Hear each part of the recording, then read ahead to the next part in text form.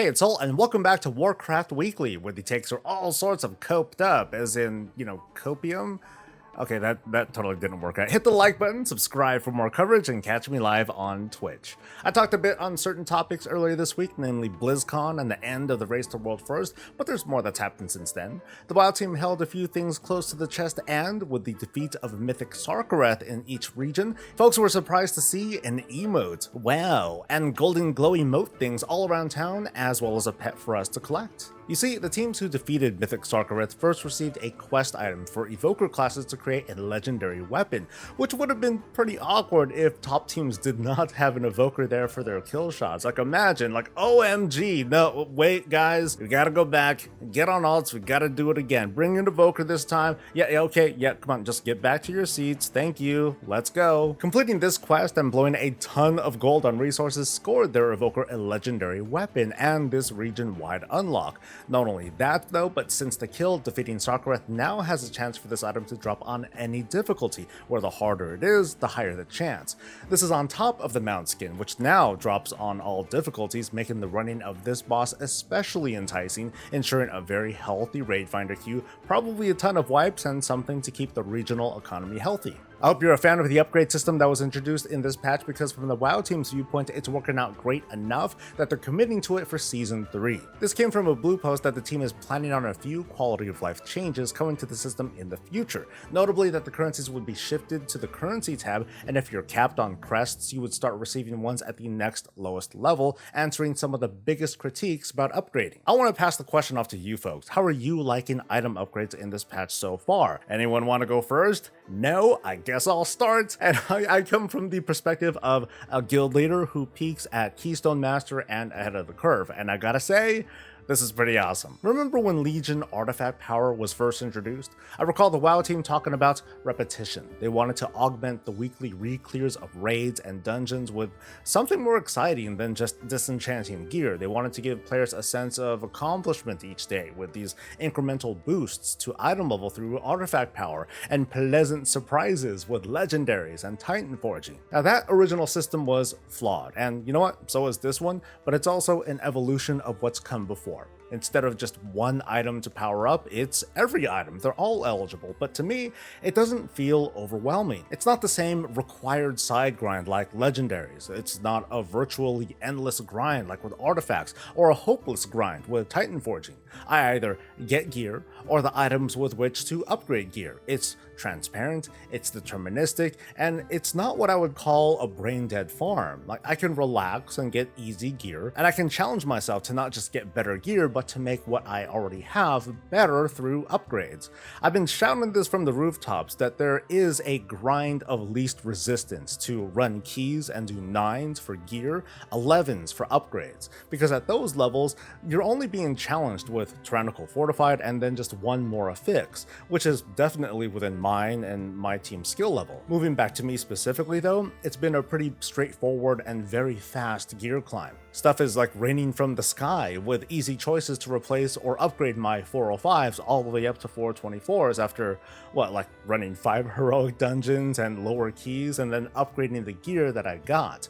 I happen to score a really cool tank trinket to help negate tank debuffs that is great right now, and it's probably gonna last for the rest of the season. So Season 2 just feels really good, but that's more than enough gushing from me. Now that we're on week 2 of the season, most of you have a good helping of what the experience is like, so I want to hear from you whether you got KSM this week, or if you're trying to build up the courage to run keys for the first time, or if you're a pure raider, or if you don't do any big 3 content at all. Before we go any further, I gotta take a second to thank the fantastic sponsor of today's video, Ridge. There's a massive Father's Day sale happening on their website right now, and all you gotta do is go to ridge.com/soul and you can save up to 40% off of their products through June 15th. Ridge creates these very awesome, durable wallets that make great functional gifts for the kind of dad who wants something cool that works and can take a beating. Check out this solid and stylish navy blue wallet if you want to rep the Alliance, cause they're okay, along with a ton of other wallets made of different styles and materials. You can also find matching wallets and key case sets for additional styles and savings. Give it a try for 99 days, and if dad doesn't like it, keep it for yourself like you always planned, or return it for a full refund.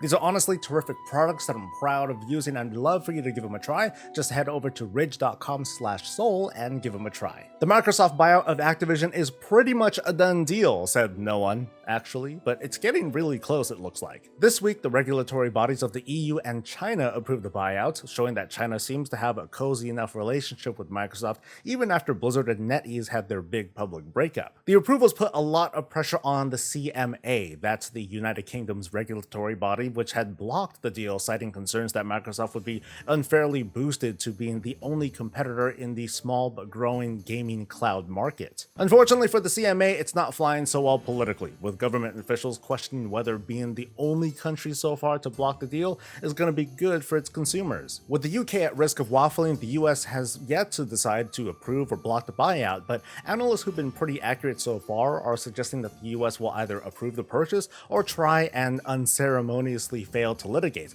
resulting in the buyout happening anyway. But what does this mean for players? It's hard to say, but the mere hope that Bobby Kotick isn't in charge anymore is enough for the public to support the buyout. And now I want to talk about the state of the World of Warcraft. I'm going to be coming at this from what feels like a different angle because I want to illustrate just how the game has shifted, how the world around the game has shifted, before leaving you folks to answer this really big takeaway question. Given the current state of WoW, is the game going in the right direction?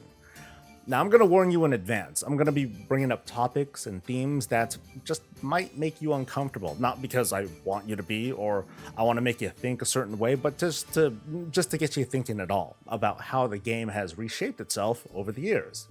It's not so hard to say that World of Warcraft is a really different game from how it was almost 20 years ago. It's thanks to WoW Classic that we can almost make side-by-side comparisons. It's easy. It's less easy to really fathom that this game is turning 19 this year. 19 years. Like, where were you 19 years ago? Were you even alive 19 years ago? Anyway, the premise of massively multiplayer online RPGs back then, 19 years ago, were to make these really big time sacrifices, and you would essentially live in this virtual world where it took like hours to get from one side of the map to the next, and progression was very incremental. And if you happen to be the one to create that +10 sword or that 4 strength, 4 stam leather belt, oh my god, taking these 2 weeks off of work was worth it! And we lived in a man's world, generations of games made by the bros for the bros. We had these hyper-masculine protagonists with the short hair and the stubble, and they were brooding over the world and how things gotta change. And females, meanwhile, they were eye candy to be seen and not heard. The most epic armor was a G-string, and if you got beat by a girl in a video game, the man's realm, get out of here, you pansy ass, and girl, you gotta get out of here and go back and play with your Barbies or something. I'd be wrong if I said that things have done a 180, or that women are fairly represented in games, or the studios that make these games, or the audience who plays these games. And I'm just talking about gender here. I mean, compare and contrast this with minority representations of race and sexuality who were, even now still treated as kind of caricatures across all sorts of mediums, not just video games. And there are very strong opinions on that side of the conversation too. It's hard to say if over the past 20 years that we as human beings have become more cognizant of the issues that people face and have grown more empathic. Actually, let me rephrase. I don't think we've gone woke yet, okay? But slowly and steadily, the issues and the grievances of people who have been kept silent and suppressed for so long are at least coming to light. The handful of bros that originally made this Warcraft franchise ballooned into a team of hundreds of people who come from all sorts of different backgrounds and experiences and perspectives. And as much as we sometimes would think it, game devs don't live in a box that's cut off from the rest of the world, and they don't not listen to any of their fans. They do listen, and they are influenced by outside things. Cultural shifts happen, technologies improve, and some would say that making WoW feel more inclusive is just marketing to that part of the audience, to which I say, yeah, that's how it works. And so even before the Blizzard lawsuit, hey, we got bona fide gay relationships in WoW, and that's cool. You'll have to excuse my lack of energy. Over here, it's just like whatever. The Blizzard lawsuit was like a hammer to the WoW team's kneecaps on the development side, and happened as there has been more social unrest over representation from race to gender to sexuality. There are unending debates all over the internet over escapism and what a fantasy world should be. It's a conversation that's more relevant in persistent MMOs like World of Warcraft, but like Halo, not so much. But it's distressing that there's a minority of folks who are really cool with magic and talking cows, but I don't know about Asian features, and those cows, they better be like straight cows, okay? In more recent years, younger generations of gamers have largely favored games that are easy to jump into. Games like Call of Duty and Fortnite come to mind, with a pick up and play sort of vibe. MMOs in general, not just the World of Warcraft, they try to walk the line that divides this persistent living world with accessible gameplay like, faster dungeons and gearing, and there's been mixed success. Because the feedback from Legion and Battle for Azeroth and Shadowlands have had players pounding on the gates for more alt-friendliness and even faster gearing, and going back to the culture side of the conversation, people wanted a story that felt a little bit more grounded and reflecting what's going on out in the world, maybe a little bit less divisiveness and more accessibility and fun for players regardless of their skill or their gameplay preference. And now we have Dragonflight, an expansion that in all likelihood was written and planned years ago, but I'm gonna make a guess and say that most of its guts were based on feedback from both its players and its developers, especially over the past 6 or so years. And what do we have? We have one of the most accessible expansions ever, with borrowed power being shelved for talents. Folks can just dive into the campaigns and then off to whatever zone content that they feel like at max level. The grindiest thing that I can remember off memory would be the story content behind Renown, with reputation boosts that are available to remedy that. I have alliance races in my guild now who are clearing raids with me. Dungeons are endgame, although that was like, 7 years ago, a little bit longer. Meanwhile, side stories are kind of dusted with the influences of our world, with deeper themes of legacy and melancholy and references to sexuality and gender affirmation. The main story is less about the gritty side of Warcraft with those big battles and one-liners. A lot of folks do miss that badass feeling and they want that back, but of course that's only been one half of the Warcraft coin for a while now. Since Warcraft 3, it hasn't just been only about the war, but about playing through these different perspectives before reluctantly and temporarily setting aside differences to defeat the big bad, because loot. And you might hate that. So is World of Warcraft going in the right direction? If WoW was a boat, it was built by the devs and they're the captains of it, cool, they're the boat, but we're everything else. We're the wind, we're the water, we're the weather. So one drop of water, one gust of wind, it's not going to do anything, but together, we have been influencing this game with us, the fans, with new technology and competitions and the events of the world. All these things influence the game. There's a kind of codependency there.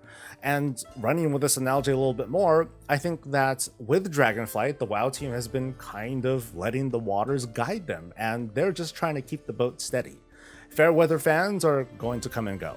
Longtime fans are always going to be a mix of, oh my god, yay, this thing is like growing with me, and OMG, this game has lost its way. But that's why WoW Classic exists too. I'd like to hear from folks, especially those out there who have either just started playing WoW in the past couple of years or came in after a really long break. How are things holding up? And that's the show. Along with being a very easy season to gear up in, it's also been a pretty good season to make gold in, I think, than before. All right, let's see. Big money. I got one. Yeah, baby. I know folks out there have been asking for knowledge catch-ups and respecs, but if I can take an alt and pick up skinning and level it to 25 and take it to a master for 10 points, and buy 2 books from Valdrakken for 30 more points, and then go down to Niffin for another 10 points, and then max out mastery for bait crafting, and then go down to the caverns to lure a rare and kill it and sell the skin, that's a guide by the way, then maybe new players and alts aren't as out of luck as we think. I was talking with a number of other creators and streamers, and one thing that I think we all agreed on is that professions in Dragonflight, they were just kind of too confusing to learn and figure out at first. I think there are add-ons that already do this, but in the future, the World of Warcraft team is going to have to do a much better job of showing people how specializations directly influence recipes. Like, if I were to mouse over a certain thing, like a certain talent node, I want it to tell me that this thing will add levels to all crafts, or that it only adds to armor recipes, or that it only applies to this specific recipe. And on the other side of it, if I select a recipe, I should be able to mouse over something on the menu that tells me, okay, here are the spec nodes that influence this recipe, and here's what the levels are right now. Making a catch up or a respec sounds good at first. Like, no one likes messing up or making a bad call, but it only benefits a few people while adversely affecting the entire market. The ideal solution, I think, would be to give players the tools and information so they don't screw up in the first place, and if they do, then you could say that it's their fault. It's wild though, I had my doubts about having such high scarcity in this particular patch between the raid reagent and the daily skin and the transmute cooldowns, but it's also resulted in huge opportunities for people to get into the market and make some big gold, even if they're not that serious about professions.